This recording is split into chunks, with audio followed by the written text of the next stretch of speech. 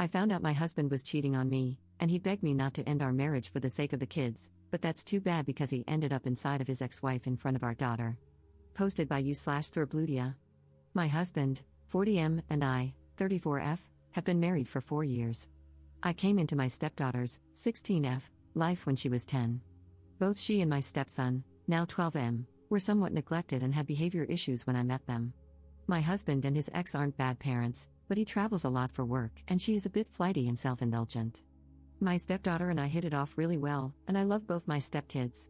We all co-parented well, with me taking on a more active role in their school and other activities. Both my husband and his ex-wife were satisfied with me doing the grunt work for the kids. They both travel a lot, and I became the sole parent who was fully engaged. I own a 3-bedroom house I inherited from my parents, and my husband and kids moved in to live with me. The kids love their rooms in our home and their lives in our town. The custody arrangement they have on paper is 50-50, but their mom doesn't have as much space as I do, so the kids are here almost full-time. A few months ago, I came back from an overnight school field trip with my stepson to a very distraught stepdaughter. She found her parents together in my bedroom and was upset about the cheating. I was devastated to hear this from her. After some sleuthing, I found out that their affair had been going on for months, possibly a whole year. I've been trying to get pregnant for the past 2 years, and we were having very frequent bedroom intimacy. Realizing that my husband was sleeping with us back to back was especially nauseating for me. I have filed for divorce and asked him to leave. He doesn't want this marriage to end and seems somehow convinced that I'll change my mind. However, he agreed to a separation and has moved out to an apartment. My stepdaughter was mad at both her parents and wants to continue living with me. Neither of them is taking any steps to move the kids out. They are still living in their rooms and continuing their lives as if this family hasn't imploded. I would have been happy to have the kids with me, but my problem is that both my husband and the kids' mom feel at liberty to come into my house whenever they want because their kids are here. She feels no guilt about the cheating and acts as if I am the interloper. She treats me like I am their nanny, expecting me to continue taking care of things for the kids and leaving me with instructions and criticisms. Meanwhile, my ex frequently drops by under the guise of seeing the kids but keeps trying to cajole me into letting him move back. I love my stepdaughter and don't want to do anything to hurt her further, but I can't continue living like this. The amount of hurt and anger I feel towards my husband and his ex-wife is overwhelming, and it's painful to have to keep dealing with them. Their audacity to treat me like this is making my head explode. However, I don't know what to do about the kids. Everyone in my life expects me to suck it up and do what's best for them. I love them, but this situation is becoming unbearable. Update 3 weeks later. I am posting the update here because I'd like some support and suggestions, and you have been so helpful in the last post. I read all the comments, but things blew up in my face soon after, and I was offline for a while. Following the advice given, I talked with different lawyers to see what I could do in this situation. What I found out wasn't very promising, and the lawyer retainer fee for a custody fight is too high. With the separation, my financial situation is pretty tight, and I couldn't afford to pursue this issue legally. I've been stressed and working late these days. The day after I made the post, I was going to be late home and had asked my stepdaughter to reheat the frozen lasagna I had made for dinner. When I arrived home, I found both kids having a meal with my ex and their mom. I'll call her Melissa. Melissa had decided to turn it into a family dinner and set out the food I made on my formal dining table with my nice dishes. She had created a pretty family moment with her and my ex under my roof. I completely lost it at that point. I regret to say I behaved abominably, screaming at her and my ex, and told them to get the hell out of my house. This happened in front of my stepson, who was pretty shocked, as I had kept him out of most of this mess so far. After my breakdown, I needed some time away, so I drove out to spend the weekend with my cousin. My stepdaughter wanted to come with me, so we left my stepson with his dad. My stepdaughter was so sweet to me and very understanding of why I was upset. She hadn't invited her parents, her mom had shown up and then invited my ex for dinner. My stepdaughter hadn't anticipated that I'd get this upset. Frankly, I'm surprised too that I blew up like that. That's not typically me. After we got back, I let Melissa know that she shouldn't come over anymore and that if she did, I would report her for trespassing. Melissa didn't believe me and showed up to talk, and I lost it at her. This time I did call the cops. They nicely asked her to leave, and she did. My stepson was very upset with me for this. Melissa showed up again the next day, acting all sweet and telling me that I was being unreasonable. Unfortunately, I became pretty unhinged at this and swore and yelled at her. My stepson shoved me and screamed at me to shut up. I fell on my side and was shocked into silence. Melissa was pretty surprised too and left immediately, whereas my stepson ran and locked himself in his room. He called his dad to come get him, but he was out of town and Melissa ignored his calls. My stepson is a very loving kid, so his reaction was heartbreaking. I understand where he is coming from though. Melissa is his real mother after all. Melissa is also a very pretty person who comes across as very sweet and delicate. She's the type of woman people jump to help. It is natural that my stepson would feel protective of her, but I never expected him to turn on me like that. The rest of the week was bad, with my stepson angry at me and refusing to talk to me. When his dad got back in town, he came and got him. My stepson told him he didn't want to live with me anymore. A few days later, my ex wanted me to take him back, but the kid didn't want to come back. I told my ex I would not force him, and he got pretty mad at me. He wanted me to fix the situation somehow. When I refused to make my stepson stay with me, my ex became pretty mean. He said a lot of ugly things, the worst being that he's relieved I didn't get pregnant because I'd make an awful mother. I was afraid of things turning out this way, but I've got my ex and Melissa out of my house, and that is a relief. My stepdaughter is going to live with me until she moves out to college. My ex is struggling to find childcare for my stepson and is so angry at me that I think he will not slow down the divorce anymore. I want to fix things with my stepson, but a big selfish part of me is afraid to do anything that will bring his parents back into my life. I really don't understand Melissa's actions and motivations in all this. She wanted to sleep with my ex, and I had walked out of the picture, so it was all hers. If she wanted her kids, there wasn't anything I could do about that. If she didn't want her kids, I was already taking care of them.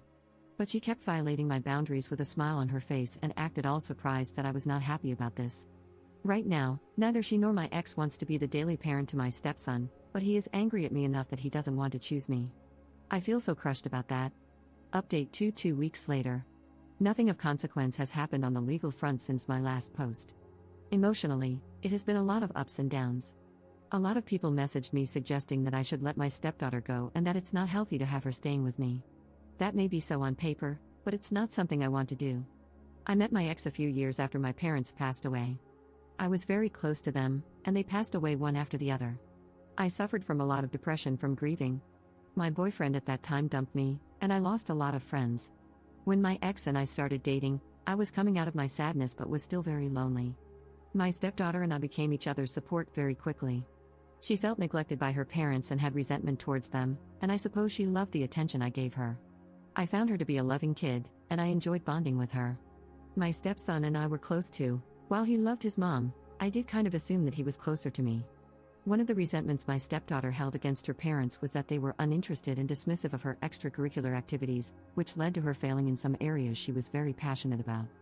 She's into a sport I am familiar with, and I spent a lot of time training with her and taking her to her events and classes. She is very good at it now, and it's going to be a source of scholarships for her and possibly get her into the college she is interested in. She is hardworking and ambitious, and I want to support her as much as I can. She has promised to keep her parents out of our home, and I hope she sticks with that until she leaves for college. My ex has been very angry and ranting at me in messages. I have stopped answering his calls and I don't reply to his emails. I've told him the only subject I'll discuss with him is divorce, and only through my lawyer. So, he's been bad-mouthing me to a lot of our mutual acquaintances. A couple of people have gently chided me for abandoning my stepson. One went so far as to say that women who become stepmoms should know what they are signing up for and that a real mother wouldn't leave her children. I am not good with conflict and haven't been able to respond properly. I've pretty much isolated myself from people so I don't have to listen to comments like these. Melissa is still blocked by me, and she hasn't made any more efforts to communicate with me, which is a huge relief. A week after the last post, my sister-in-law came down to see me. She lives 3 hours away, so I was pretty apprehensive about her driving all the way here to talk to me. I asked to meet in a restaurant, and she agreed. I was also worried about talking to her because, while she has been polite and nice to me, she was and still is Melissa's friend. She told me my ex had urged her to talk to me about my stepson, and she completely disagrees with him about that. She said I've been a great stepmom to my stepson, but he's not my responsibility. My ex was honest with her about his affair, and she supports me getting divorced. She said a lot of supportive things to me about moving on and looking after myself and also thanked me for continuing to take care of my stepdaughter. That was nice, but then she added that she wasn't surprised by the affair at all. She was surprised that my ex married me. She implied that I should have seen this coming. Though she didn't come out and say it, the insinuation was that Melissa is so much better than me, she's prettier, more successful, more charming, and my ex would jump at the chance to be with her. That was just great to hear, just peachy. It's easy for me to accept now that I wasn't the smart one here because I didn't see it coming at all. My bad for being happy and in love with my family, I guess. The upside to that meeting is that my ex has stopped harassing me. I haven't heard anything from him since, and I think he has stopped talking about me to others too. I don't have any updates on my stepson yet, though my stepdaughter told me he's all right and waiting for summer vacation to start. A few of you suggested that Melissa might have been interested in taking my house. I don't think so. She does well for herself and has a good career. She has a rather spendy lifestyle and lives in a very fancy 2-bedroom apartment in the city, while my house is in a child-friendly but staid suburb. I hope things continue to be quiet because I need to get my head straight and focus on work, or I may get fired. My job is the one thing going for me right now. Update 2 weeks later. We had a court date, and the judge ordered mediation, putting this off for a few more months. I was hoping this would be wrapped up quickly since we don't have kids together, and I want nothing from my ex. I didn't bring up custody for my stepdaughter or stepson, and he didn't either. All I want is a divorce and to walk away with what I brought in, that being my house and my car. My ex isn't fighting for those, but he's still saying he doesn't want a divorce. What the hell, man? He's left me 2 messages asking to talk, but I've ignored him. The mediation will be over Zoom, which sounds more comfortable to me than an in-person meeting. My stepdaughter and I are doing well living together. Melissa is silent, and nothing from my stepson so far. Update for 1 month 1 week later. I am divorced. The papers are signed, the judge has signed off, and it's done. I am so relieved. I was scared that this would drag on for longer. The first mediation meeting was a nightmare, with my ex trying to convince me that we should go through marriage counseling. Fortunately, the mediator was a very firm woman who kept the conversations in control. We had a couple more mediation emails, and he eventually agreed to sign off. I was still nervous about how it would go today, but my ex played nice and signed off on everything. A very nice surprise was that he voluntarily gave me our entire joint savings account. I was not expecting that. I had asked for half of it, though in reality, he had contributed more than I did. I would have been okay with taking just my portion, but he surprised me by giving me all the money. It was our emergency savings, so not a huge amount but a nice high 5-figure number. I am so relieved about it. Money has become tight with lawyer fees and changes, and this helps a lot. Emotionally, it made me feel better about myself. I may be wrong, but my heart wants to read this as his acknowledgement that he screwed me over and that I deserve something back. Update 3 months 2 weeks later. Okay, not really an update, more like a vent. I can write things down here that I can't talk about in real life. I'm making a big show of being happy, social, and carefree to people in real life, but honestly, I am so damn miserable and sad. The first couple of months, I soldiered on out of pure spite and determination to remake myself, but it's devolving into sadness. I had been avoiding hearing anything about my ex or Melissa, but my stepdaughter has been having some issues, and she vented to me about how mad she is at her parents, mostly her mom. My ex and Melissa didn't last long. They were having fights and issues well before my divorce finalized. Melissa immediately started dating someone else, and from what I hear, she's happy in this current relationship and is so into it she hasn't even met either of her kids in the past 2 months, only video calls. My ex had to juggle a lot of things to adjust his work schedule and get dependable childcare for my stepson. He's dating 2 now, a much younger woman. My ex and Melissa used to co-parent well, but I guess I was the one really doing that because right now they hate each other and hardly ever talk. One would think that would make me happy, seeing them fall apart from each other, but it only makes me angrier. My life was ruined, the kids' happy home was destroyed, and for what? I miss my old life so much. A lot of it was a lie, but I was so happy and full of purpose then. I am just feeling lost right now. I have tried dating and have been on a lot of dates, but they have all been bad or wrong. People around me have been setting me up with divorced dads, and no offense to them, but I can't do that again. I actually had one date that felt more like an interview for a nanny role. It made me so depressed. My stepdaughter is doing great though, and that brings me a lot of joy. I am a little scared of the time, soon, when she'll move out and it'll be just me in this big house. I've talked to my stepson on the phone a couple of times. That boy has grown up and changed so much it feels like we were separated for years. He's going to come for a sleepover during Halloween weekend, and I am pretty excited about that. My stepdaughter was going to babysit him at my ex's place while he travels, but I okayed having him with us since it's Halloween. Update 2 years later. I don't know if anybody will see this update after all this time, but I had left this on a sad note a couple of years ago, and that doesn't feel right. I had stepped away from Reddit because I was getting quite a few negative messages. Some people were making fun of me and calling me names. Most of you have been so amazing and helpful, but a few mean messages still got to me. My life has been good since then. I stopped dating and gave up on online apps. I did well making a few friends and staying busy with an active life, a good career, and hobbies. Eventually, I met my current partner on a hiking trip.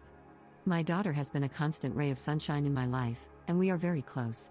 She introduces me to people as her adopted mom, Lowell, and I don't refer to her as Step. She is doing great at college, growing into an awesome person, and my home is her home when she visits from school. Things are a bit more complicated with my former stepson. He has been upfront that he doesn't want me as a parental figure in his life and is not interested in being close to me. I respect that. I still stay in touch with him, but as a distant friend. We exchange jokes, and sometimes the three of us get together for dinner. He is in therapy for depression and anger issues, so I don't want to let go of him completely. Regarding the guy I am with now, this is by far the best romantic relationship of my life, and I am very happy. I am pregnant now, second trimester, and we are both excited. The pregnancy was unexpected, but I am thrilled about it. I was trying so hard to get pregnant in my previous marriage, and all that trying and medical interventions didn't help. Now I am pregnant despite using condoms. The relationship is still new, so I am treading carefully. One of the best parts is that his family is amazing. His parents are very sweet and accepting people who already treat my daughter as their grandchild and are very excited about the baby.